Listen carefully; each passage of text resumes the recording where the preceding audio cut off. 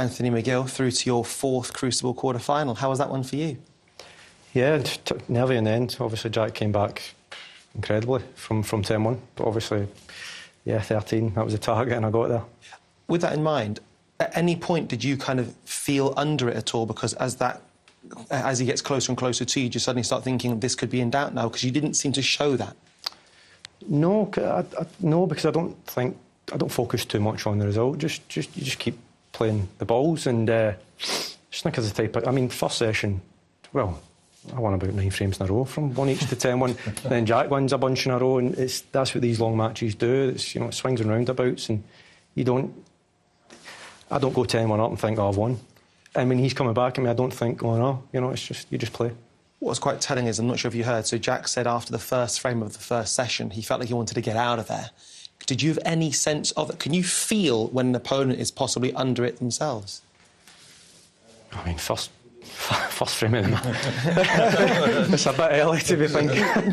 It's a bit early to be thinking that. I mean, yeah, maybe it's 6-1, 7-1, but yeah, first frame of the match, that's a surprise, yeah. No, I don't know what to say to that. He doesn't think like that. Correct, clearly. That's another language, yeah. It's difficult, isn't it, in these long matches, but something Anthony's superb at is accepting that someone's going to win 3, 4, 5 frames in the spin against you. You've just got to sit tight and keep in your process, haven't you? It's a test of everything. It's not just getting the ball in hole. It's getting on a run, seeing if you can keep that going. The guy coming back at you, seeing if you can survive that. How do you deal with it? Everything's up there, and it's tough, but it's a test of everything. You can't just collapse at the first sign of, you know, something going wrong. That's kind of what we were talking earlier on this evening, that I can't wait to see Jiahui against either Anthony or Jack. Obviously, Anthony's come through. Just to see how he's going to deal with, let's hope from Anthony's standpoint, Anthony puts 4 or 5 frames together in a row. How is he going to react to that? Because you have to react to it, you know, otherwise you just wilt and you go away. As Anthony says, it's not just about going out and potting them all and making 80 and enjoying it. You don't enjoy that much of it out there, do you, really? No, it's a test. It's everything gets tested. Everything, even things that you didn't know existed, kind of come to the front of your mind, and yeah, you just got to try and deal with it somehow. And past experiences help, but every time you're out there, something new comes up, and you've got to deal with it. Yeah. What's quite interesting is your 3 previous matches here, the 2 qualifiers and round 1, you came from behind. You didn't have that today.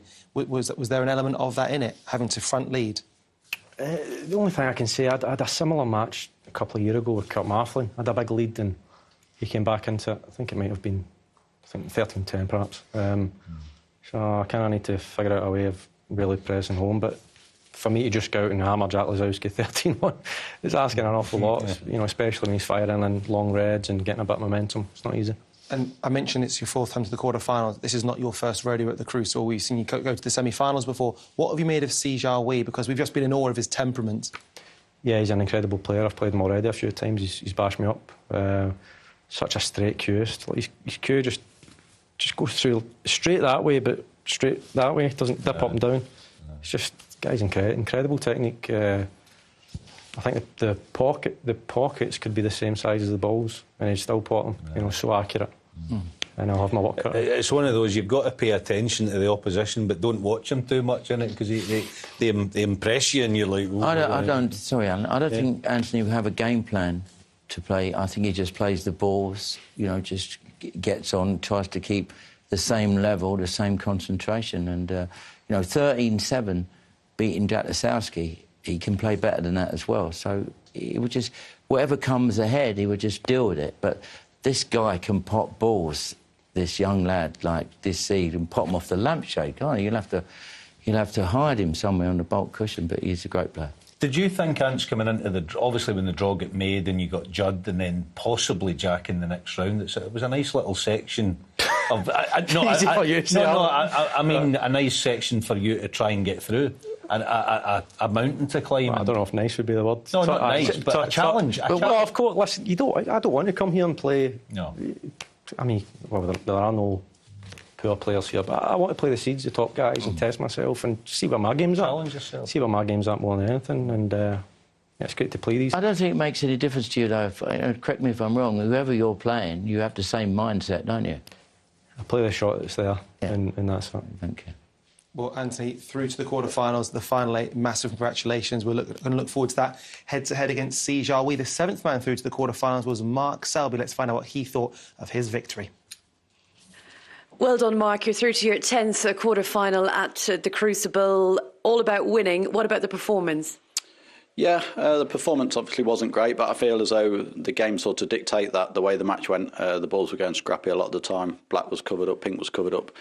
Same for both of us, because, you know, Gary's as good a scorer as anybody, and he didn't really get going either. It was just a matter of just battling out there. But, you know, if you go on and win this tournament, you're not going to play fantastic every single session. You have to have sessions like that, and you have to battle, and it depends how you come out on. That first session was real hard graft for the pair of you. Were you surprised just how easy you kind of pulled away after that?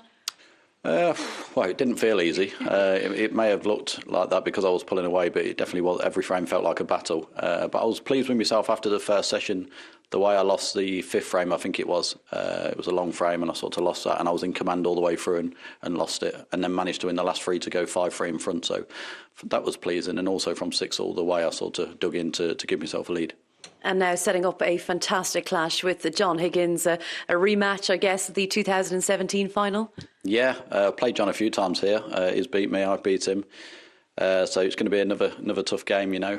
He's playing great at the moment. He played fantastic against Karen, so I need to sort of up my game, and if I do, and then hopefully it'll be a good match. I think you need to get some sleep as well. You're telling us that you're tired. You're going to have to play back-to-back double sessions, afternoon and evening on Wednesday. How do you feel about that? Yeah, I know every year when we come here, the quarter-final 4 is always, that's the case. It's always been like that for quite a few years. You're just unfortunate if you get that session, but, you know, you can't complain. If you got that session, then it means you're still in the tournament, you're still in the quarter-finals, so I'll deal with that when that comes on Wednesday. You're hard, you're tough, you don't care as long as you're there. For sure, yeah. Hopefully I can get some sleep tonight and come back fresh tomorrow. All right, great stuff. Well done. Cheers, Rach. Mark Selby through to his 10th Crucible quarter-final. And Jimmy, he did play some, not vintage Selby yet, but he did play some good stuff. Yeah, he played, you know, good, hard match play it was. You know, he sort of, the guy, Gary Wilson, didn't really get going, didn't get amongst the balls enough. You know, Mark Selby done what he had to do, and that was just to get through this match. He had to sort of stop Gary Wilson getting any rhythm, you know, any sort of scoring boots on, and he'd done that well. You know, in the end, he's won 13-7, which is like the McGill with Jack Lisowski. You know, that's a hammering. You know, he's done. That's a good scoreline. Interestingly, he said something that almost reflected what Anthony was saying, which is it might have looked away, but it actually didn't feel that way. He makes it look very simple, whereas actually, even from Mark Selby's standpoint, it wasn't straightforward. You never, ever feel comfortable out there. I had lunch with John Higgins today, and just won't let you in on a lot of conversations, but what was he in front against Kyron? Miles and miles clear, and you think, well, John's home and dry. He didn't think he was. You look at the score, but when you're 10-1 in front, if you're 10-1 in front, you're still worried about it. But if you're 10-1 behind, you think you're beat. So you've got, you know, it's just you can be too far in front in some ways. You know, like now I can only lose this match or something. I'm not saying John was worried about, you know, but you do look at it and it plays tricks with your mind, and you don't want to.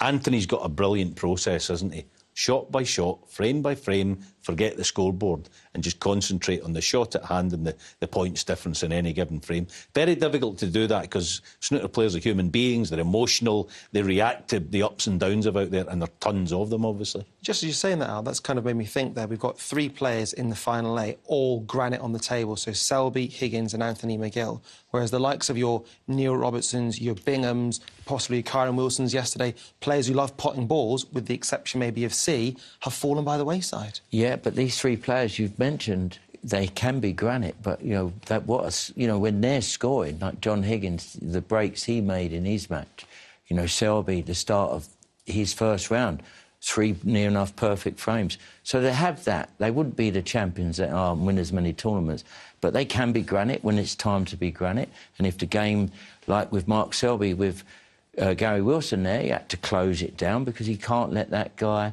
get going. When they play each other, there's respect they've got for each other. They know they've got to play their top games to beat each other. It's like the top tennis players. If they don't play to the maximum, they get beat. Simple as that. OK, so if you use a tennis analogy then, so we've got Mark Selby, we've got John Higgins doing battle. When granite meets granite, what's the outcome, Al? What happens? I obviously I've got no idea. I'm just glad that I'm going to be sitting here and watching it to find out. This will be their 6th meeting at the Crucible. It's 3-2 to John right now. So that kind of tells you that. I think it's 16-14 to Mark in career meetings all told. Oh, you know, that tells you that really this is your ultimate coin flip match. Hi, I'm Ronnie O'Sullivan and welcome to Eurosport Snooker on YouTube. Click here to subscribe to Eurosport Snooker.